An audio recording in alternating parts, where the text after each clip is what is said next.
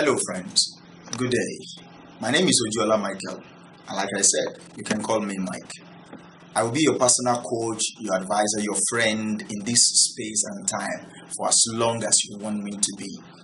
I have been taking you on how I overcome insecurities, and this is the last video I will be posting on this series. I have video 1, 2, 3, and 4 that I want you to go and watch. It's important for me, for you, for all of us. Watch. Let's make this channel loud, and subscribe is important. It's free. Just click on subscribe. Thank you. So today, as a final on a final note and as a final point that I will be taking on how I overcome insecurities. I believe insecurity plagues us all. It's not a disease. It is a disease, yeah, but it is not something that you should not be proud of. Every one of us go through it one way or the other. Some are facing insecurities about how they look, some how they talk, some how they relate, whatever. Nevertheless, there are points that I always employ whenever this beautiful, ugly insecurity raises its head. And today I will be sharing the last point on the series of how I overcome insecurities.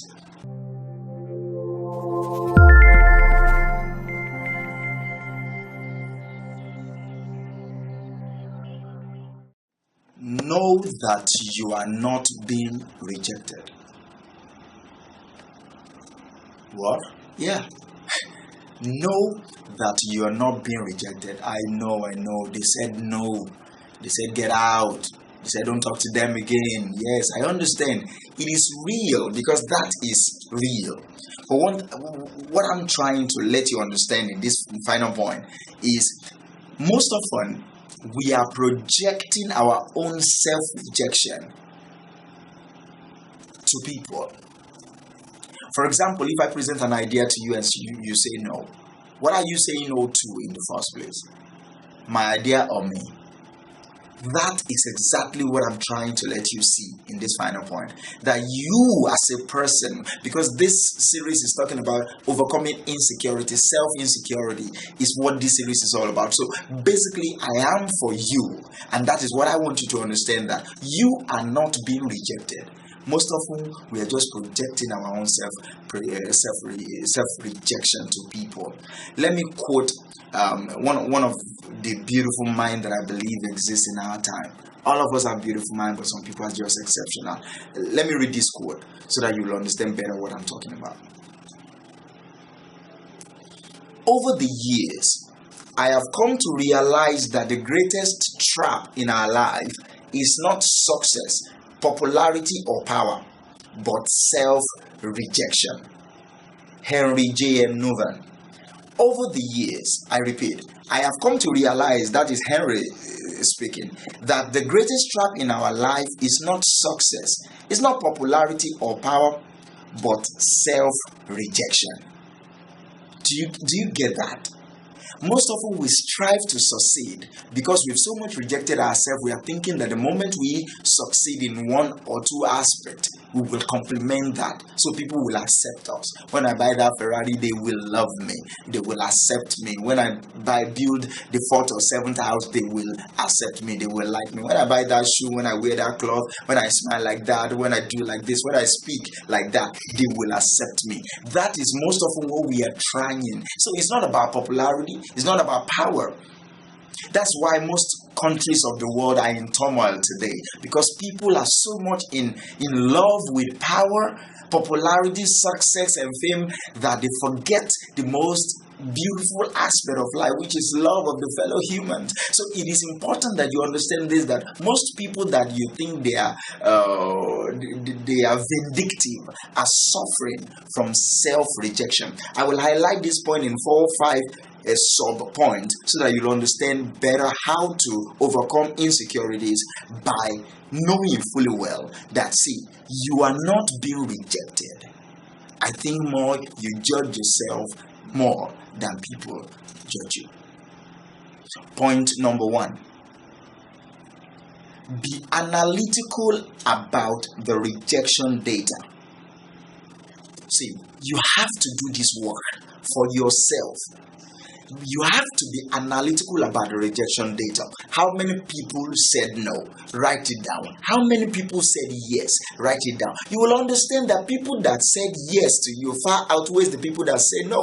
But our mind so much lie to us most times that we amplify the people that say no.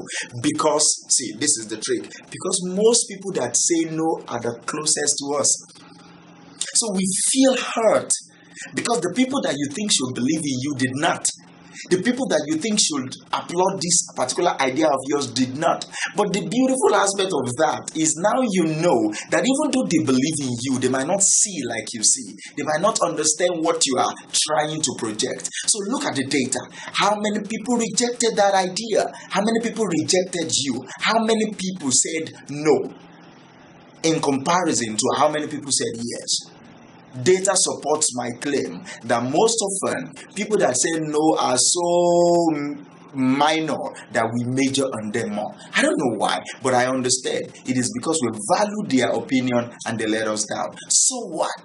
Now they've done what they need to do because they are acting based on the knowledge they also have. You don't know, maybe they are dealing with insecurities of their own. I believe they are. Share this video with them. They will understand better how to handle that. But I want you to be analytical, be deliberate.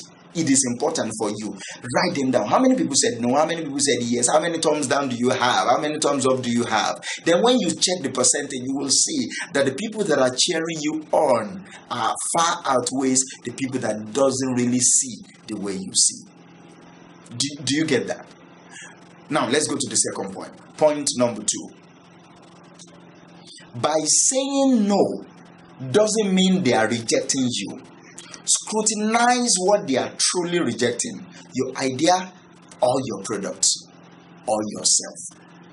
Do you get what I just said? You need to scrutinize. It's like it relates a bit to point number 1. You need to scrutinize it. What are they really saying no to? Are they rejecting your idea? Yes, they might even have a point.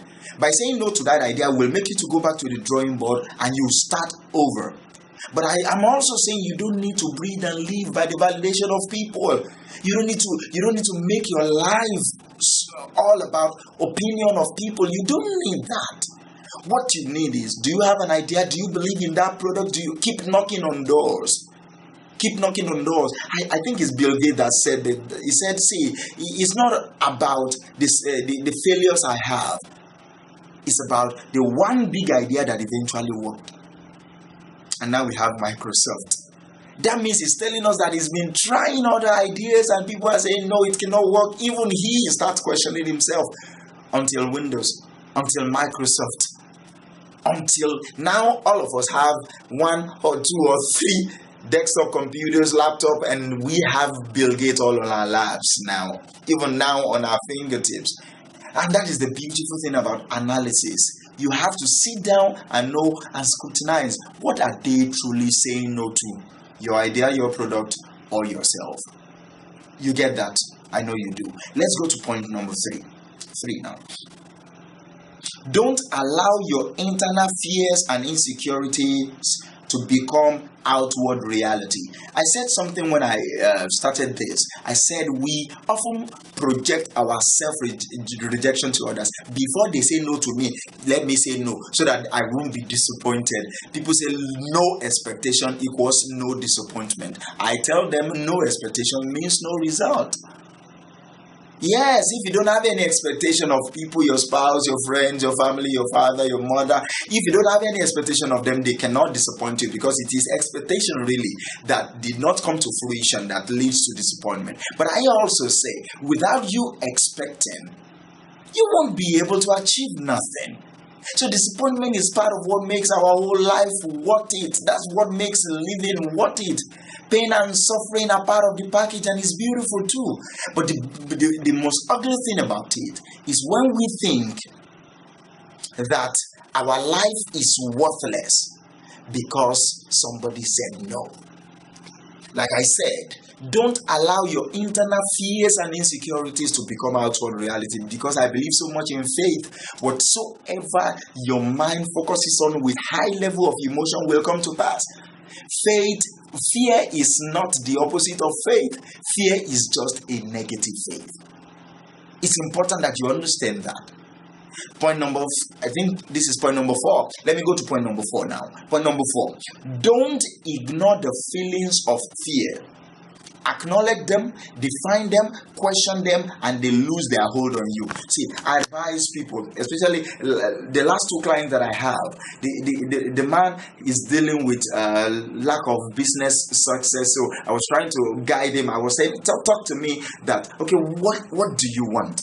He gave me his plan, his goals, and all that. But I discovered something. Whenever he's giving me a plan, he will tell me like 5 other ways that it cannot work. Why the system of our climate, our business climate in Nigeria here, why it will affect his success. I said, see, bro, you are already self-sabotaging an idea that you've not even tested.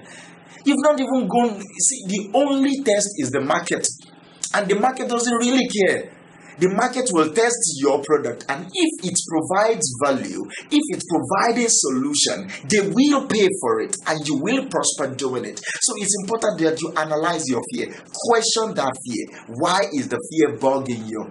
Question it, and it starts losing its power. Because what are you doing? You are opening the cloth from the masquerade. You're trying to see what is under this beautiful costume that we are scared of. Scrutinize your fear and it will lose its power. Finally, on this point number 5. Embrace life. Pursue your truth and focus on the many gifts in your past, present, and future. Let me repeat that. Embrace life. Pursue your truth and focus on your gift. I think that summarizes every point that I've been making since morning and all the series that I've been doing. You have to embrace the life you have. See, you don't regret, now I'm born here, I'm married to, I'm this and that. See, you have to embrace life. For you to be able to move forward, you have to embrace where you are. Pursue your own truth, because see, you cannot be all to everybody. That is a no life. And there are gifts and beautiful talents that you have. You have to focus on them. Focus on the gift that has blessed you in the past, the gift that are presently blessing you, and the gift that will still bless you in your future. And that is it. That is it on point number 5. How I overcome insecurity. When you embrace life, when you pursue your truth, when you focus on your gift, it empowers your inner core. It empowers your core. It empowers you to be able to look at yourself in the mirror and say, I think my life is worth living. I think I'm meant for more. And that is what I want to tell you, my friends. You are meant for more. Your life is worth living in freedom. And you are meant to have an abundant life. Live it. Love it. Thank you. My name remains Mike, and I'm your friend here. Subscribe, comment, like, and share. Most importantly, subscribe. Let's shout this out. Share it with your friends. Somebody might be helped. I know somebody will definitely be helped by this. Thank you, and God bless.